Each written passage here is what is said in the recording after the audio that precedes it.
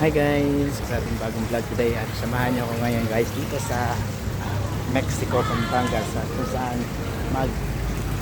mamasyal tayo sa mga kasama mga isda. Andito tayo ngayon sa Koi Farm sa SPF Building, Mexico, Pampanga. Located lang to sa corner Villa Santo Domingo dito sa Mexico, Pampanga. Kung kayo ay may hilig sa mga ganitong uri ng isda guys, alam niyo na kung anong ibig sabihin ang mga koi fish dito.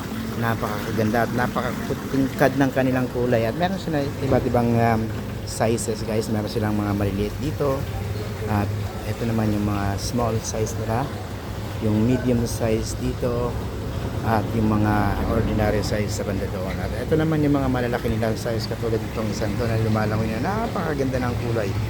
So kung kayo guys ay mga mahilig sa ganitong klase ng isda at gusto nyo bumili ng mura at napaka-quality na isda dito sa Mexico, Pampanga, pasyalan nyo lang dito sa SPF Building na napakaganda rin ng venue. Talagang Japan ang kanilang motif dahil ang kanilang mga koi ay galing sa Japan talaga. Kaya naman ang kanilang disenyo ng kanilang palaisdaan ay mala Japan din. Para na rin kayo nakarating sa Japan. Ayan guys. So yan guys, ito napakaganda nito. Gold na gold din yan. So napakaganda nito. Siguro mahal to. Anyway guys, kung gusto niyo ng mga ganitong klase ng isda, pasya lang kayo dito. SPF Building located at Santo Domingo, Mexico, Pampanga. At syempre kung kayo ay nandito na rin, huwag niyo na rin kakalimutan dumaan sa coffee shop sa taas, ang 3 Horas Cafe.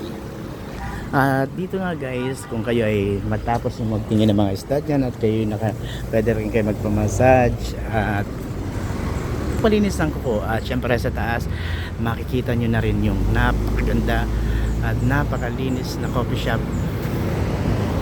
dito sa Santo Domingo, Pampanga. Yun guys, so pasyal lang kayo, napakaganda ng coffee shop na to. At ito ay makikita nyo lang dito, SPF Building located at Santo Domingo, Pampanga.